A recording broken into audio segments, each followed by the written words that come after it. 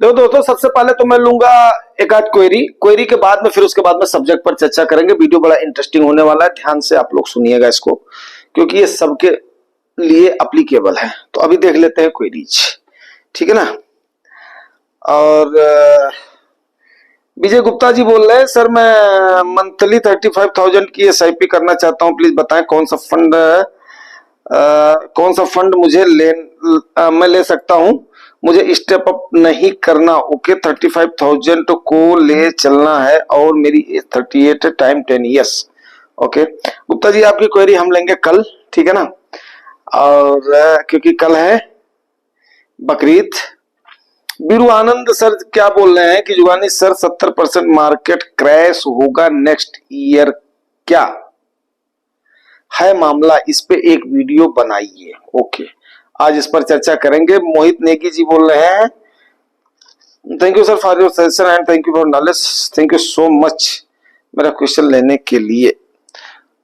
तो चाहे नेगी सर हो, चाहे विजय गुप्ता जी हो, चाहे बीरू आनंद जी हो, क्वेरीज को कवर करना, क्वेरीज को आप लोगों को फंडामेंटली निवेशित करने के लिए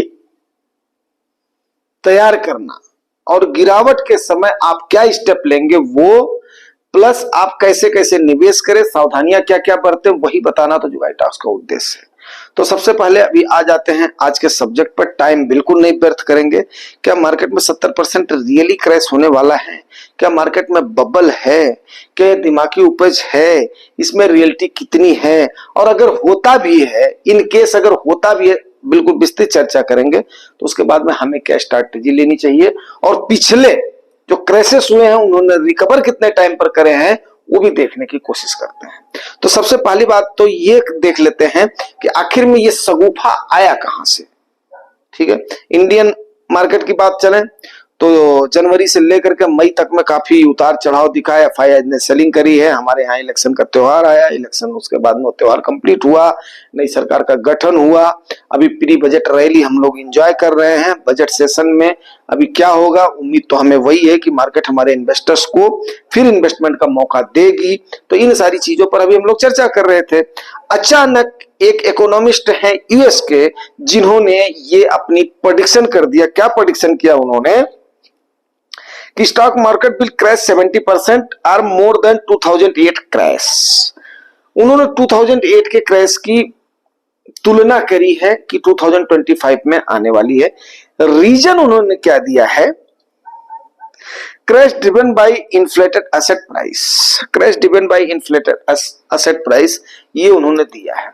तो सबसे पहले हम लोग देख लेते हैं कि हमारे इंडियन मार्केट में रिसेंट में 25 सालों में, 25 का मैं 35 साल का ले लेता हूं। 35 साल इसलिए ले लेता हूं कि 1992 का जो है ना, उस समय मैं करीब 16-17 साल का था। मुझे स्टॉक मार्केट का बिल्कुल भी पता नहीं था।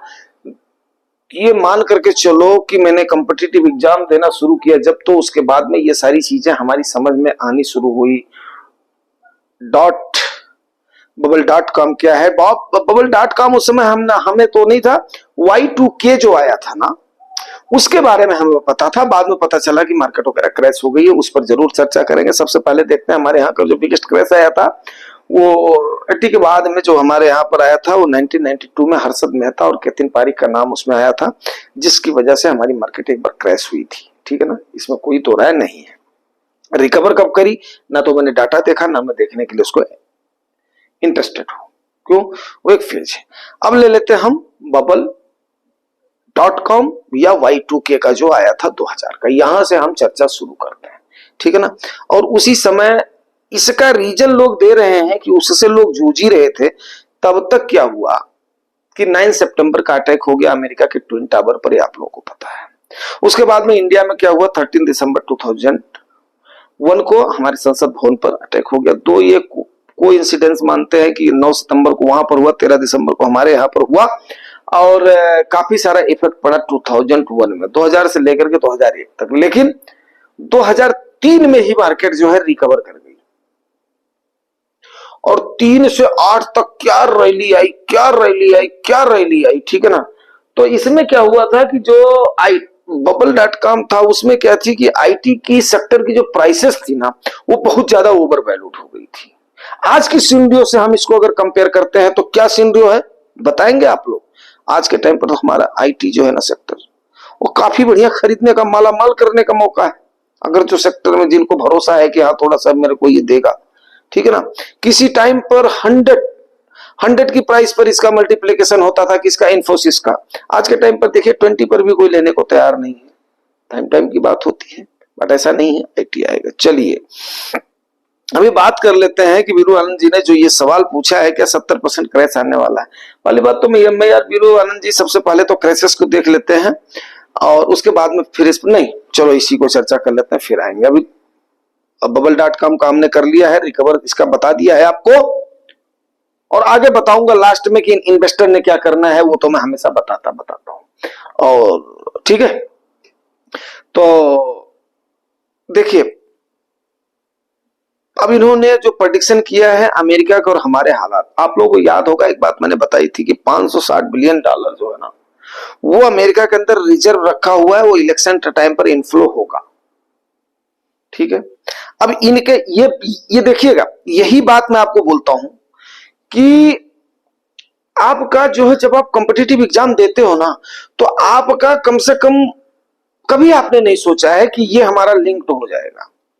उस समय हम क्या करते थे कि हर जगह की सिचुएशन को, चाहे नेशनल इवेंट्स हो, चाहे इंटरनेशनल इवेंट हो, चाहे हिस्ट्री का हो, चाहे ज्योग्राफी का हो, चाहे वो सिविक्स का हो, चाहे वो इसका हो, पीसीएम स्टूडेंट होने के बाद भी कम से कम इन सारी चीजों को हम देखते थे, करंट अफेयर्स हम देखते थे उन चीजों को। तो अब उसका हमें आज के टाइम पर उसका फायदा मिलता है उस चीज को सोचने का। तो मैंने आपको वो चीजें बता दिया था, पहले बता दिया था कि यस इतना पैसा उसमें आएगा। और डॉलर की प्रिंटिंग 2020 में जो हुई है, अमेरिका ने करी है, सर्कुलेट करा था, 0% इंटरेस्ट पर बांटा था, तो वो सारी चीजें इनके दिमाग में आई होगी और इन्होंने उसके बाद में उसको प्रेडिक्ट कर दिया। अब इकोनॉमिस्ट है, इन्होंने प्रेडिक्ट कर दिया यार इतना सारा अगर उसमें आ जाएगा तो क्या होगा, लोगों की परचेजिंग पावर बढ़ जाएगी। सीधी सी बात है यार, डिमांड और सप्लाई के ऊपर चलता है। जब डिमांड बढ़ जाएगी तो उसके बाद में क्या होगा, महंगाई बढ़ेगी और ओवर वैल्यूड जो प्राइसेस की हो जाएगी, तो प्राइसेस को अब इनका आकलन है कि ऐसा हो जाएगा। अब हम इसको कंपेयर करते हैं इंडिया से, ठीक है। अब इंडिया से कंपेयर क्यों कर रहे हैं, 2008 का जो अमेरिका का आया था, जिसमें लेरी फिंक को अमेरिका के सरकार ने बुलाया था, जो ब्लैक रॉक के सीईओ हैं, जब उनकी इकोनॉमी नहीं संभल रही थी, ये बात भी मैंने आपको बताई थी। अब ये सारी चीजें एक दूसरे से लिंक्ड हैं, आज इनको इकट्ठा करके आपको परोस रहा हूं, उसको ध्यान से समझिएगा, तब जाकर के आपका दिल खुलेगा और आपने करना क्या है वो मैं लास्ट में आपको जरूर बताऊंगा, ठीक है ना। तो अब लिंक कहां से हो रहा है, ये 2008 से अभी इसको लिंक करना पड़ रहा है। तो 2008 में क्या हुआ, अमेरिका के दो बैंक जो है ना, मेन बैंक, वो डूब गए। वहां पर देखिए 2001 वाला जो क्रैश आया था, आईटी की वजह से क्रैश आया था। 2008 वाला किसकी वजह से आया था, बैंक की वजह से आया था, ठीक है ना। और ये डेफिनेट आया था। लेकिन अमेरिका के उस पर सॉरी इंडिया के ऊपर अगर हम उसको कंपेयर करते हैं, उस यूएस के क्रैश से इंडिया से कंपेयर करते हैं, तो हमारे यहां पर ना के बराबर इफेक्ट पड़ा था। क्योंकि उस समय हमारे प्रधानमंत्री थे इकोनॉमिस्ट मनमोहन सिंह जी, और उनकी एक लाइन में जरूर कोट करना चाहूंगा, मुझे आज अच्छे तरीके से याद है। उस समय मैं टीवी बहुत देखता था, आज के टाइम पर तो टीवी देखना ही बंद कर दिया जब से बच्चे बड़े हो गए। हमारी श्रीमती जी ने टीवी को पैक करवा करके अंदर रखवा दिया, बोला भैया हमें टीवी चलते ही मैं भी नहीं देखूंगी, ठीक है ना, नहीं तो इनकी पढ़ाई हो जाएगी। बच्चों ने भी बोला ओके मम्मी ठीक है रखवा दो, क्योंकि बच्चे उस समय जो अपने बड़े हो रहे थे उनको अपने उसकी परवाह थी। तो जो भी उन्होंने फैसला लिया, उस समय हमने फैसला लिया कि हमारे घर में रोज जो है न्यूज़पेपर आएगा, ठीक है ना। और तब उस समय इतना नेटवर्क नहीं अवेलेबल था, आज के टाइम पर तो बच्चे इस पर ही देख ले। चलिए अब वहां पर क्या हुआ कि इंडिया में उसका उतना इंपैक्ट नहीं पड़ा। हाँ क्रैश जरूर आया था, मार्केट हमारी करेक्ट हुई थी, लेकिन अब 2001 वाले ने 2003 में रिकवर कर लिया, 2003 से लेकर के 2008 तक मैसिव रिटर्न दिया, और 2008 वाले ने उसी समय 2008 में नेगेटिव रिटर्न दिया था। लेकिन 2009 में जैसे ही हमारी सरकार आई थी, दूसरे टर्म की यूपीए गवर्नमेंट, आपको हमने बताया था उस दिन कब कब किसकी सरकार में कितना रिकवरी किया है, और आपकी इंडियन मार्केट ने रिकवर कर दिया एक साल के अंदर। ये आगे आऊंगा और आपको तब बताऊंगा, ठीक है। उसके बाद में 2013-14 की जो है वो बिल्कुल एक नॉर्मल आई थी। उसके बाद में सीधा और सीधा काफी चांदी काटा लोगों ने 2009 से लेकर के मान लो 2019 तक। बीच में 2013-14 में थोड़ा सा आया था, उसका जो लोग अपना 15-16 में मानते हैं, 13-14 मानते हैं, वहां पर थोड़ा थोड़ा वो खाली एक डिप आया था, डिप के बाद में रिकवर हो गया था। लेकिन 2020 में जो कोरोना का एपिडेमिक आया था, महामारी आई थी, उसकी वजह से क्रैश आया है। आप लोग अच्छे से जानते हैं, ये सारे इन्वेस्टर्स इसको इन्होंने देखा है। और इसमें भी देखिए आपकी मार्केट 2021 में ऑल टाइम हाई लगा करके 63,000 पर, जहां वो 28,000 पर आपका सेंसेक्स आ गया था, निफ्टी आपकी 8,000 पर आ गई थी, वहां पर 18,500 पर गई है। और उसके बाद में आपका सेंसेक्स कहां गया? 63,000 पर जाकर के वहां पर स्टॉप लिया। फिर 2022 में आपकी मार्केट ने सांस लिया है, 2023 में उसने मार्च से फिर शुरू कर दिया ताबड़तोड़ रैली देना, 2023 दिसंबर तक ताबड़तोड़ रैली दिया है। उसके बाद में मार्केट किस पर गई है आपकी?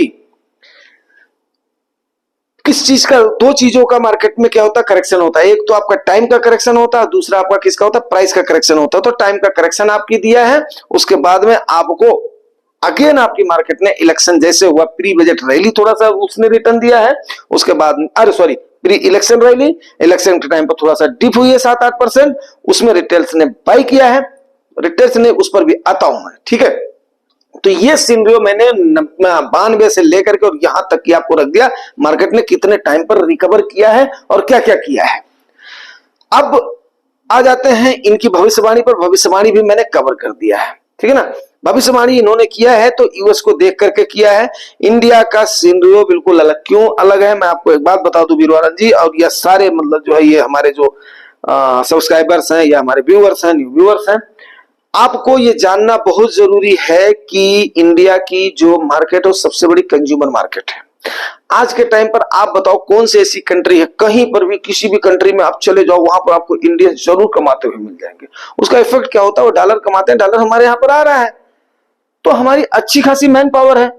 इंपोर्ट हमारा ज्यादा बेशक है, एक्सपोर्ट हमारा बेशक कम है, लेकिन मुद्रा तो हमारे यहाँ पर उनके द्वारा कमाई गई मुद्रा तो आ ही रही है।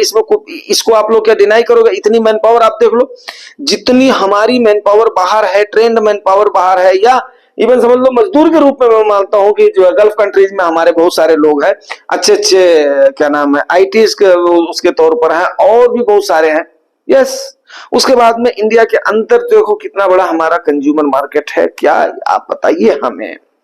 अब हाँ, कुछ सीन्स जरूर बनेंगी, ऐसा नहीं है, सीन्स जरूर बनेंगी, मैं उस पर आता हूँ। लोगों का आकलन जो इंडिया वाले बोल रहे हैं उनका आकलन क्या है वो भी आपको बताता हूँ, और मैं पॉजिटिव क्यों हूं वो भी आपको बता रहा हूँ। पॉजिटिव इसलिए हूं कि देखो हमारे डोमेस्टिक इंस्टीट्यूशनल इन्वेस्टर्स ने बेट लगाई थी इस गवर्नमेंट पे। एफआईआई ने जितने भी फॉरेन वाले थे उन्होंने लगाई थी कि ये गवर्नमेंट नहीं आएगी, लेकिन आई ये गवर्नमेंट है। अब आप आज तक आप ये मान लो कि हमेशा जो होता था कि रिटेल इन्वेस्टर्स टॉप पर बाई करता था, और उसके बाद में जो ये इंस्टीट्यूशनल इन्वेस्टर्स होते थे वो डिप में बाई करते थे। लेकिन अभी इसका सिनेरियो क्या हो रहा है? उल्टा हुआ है। अभी तक तो उल्टा हुआ है, ठीक है ना, अभी तक उल्टा हुआ है। और मैं आपको एक चीज, अतिशयोक्ति नहीं है, ये आपको फैक्ट बता रहा हूं, क्योंकि आप लोग हमारे लिए क्या हो, आपका दर्जा हमारे लिए बहुत ऊपर है, क्योंकि जो लाड प्यार आप लोग दे रहे हो रियली वो अप्रिसिएबल है।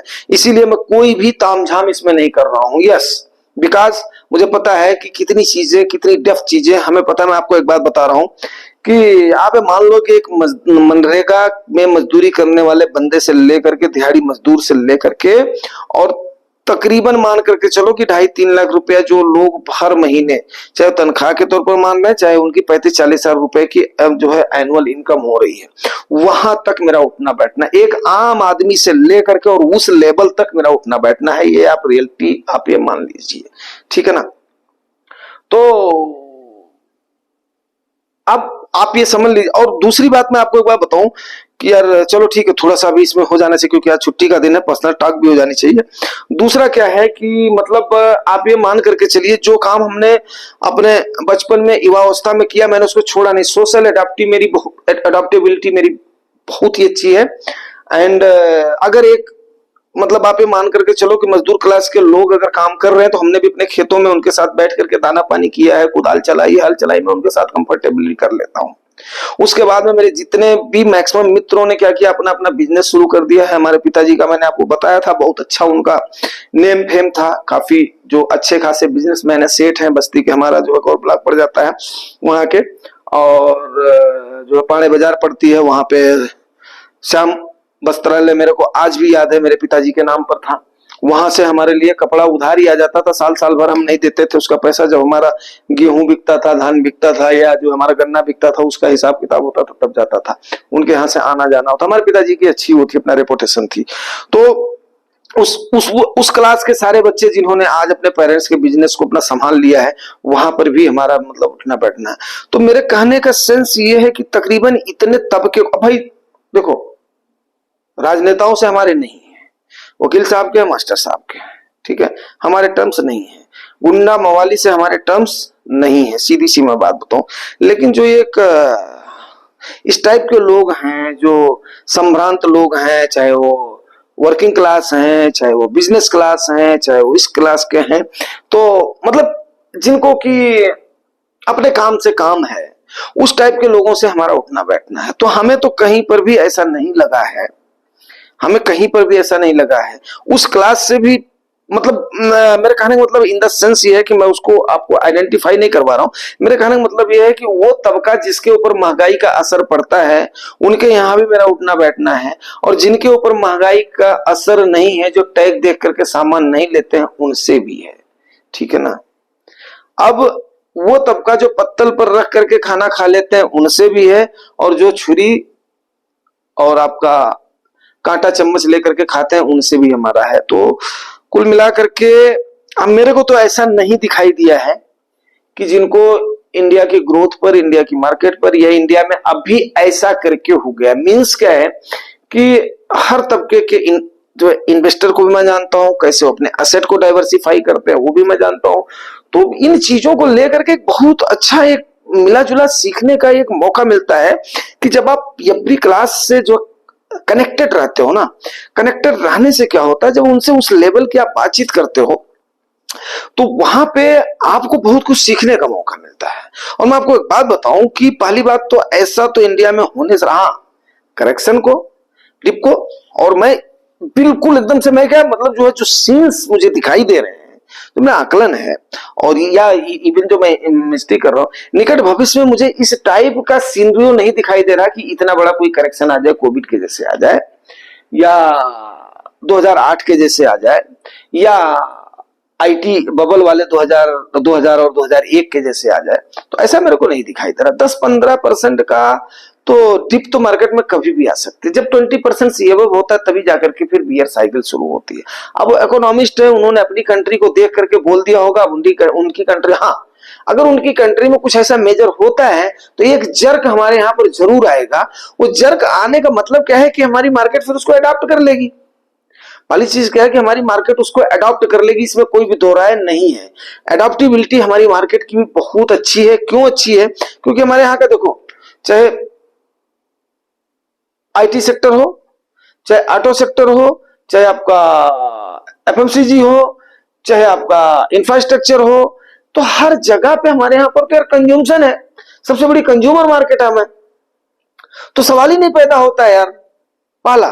दूसरा, मैं आपको एक बात बताऊं कि कई सारे लोग इस बात को परेशान हो रहे हैं, खास करके इंडिया में भी और बाहर वाले भी।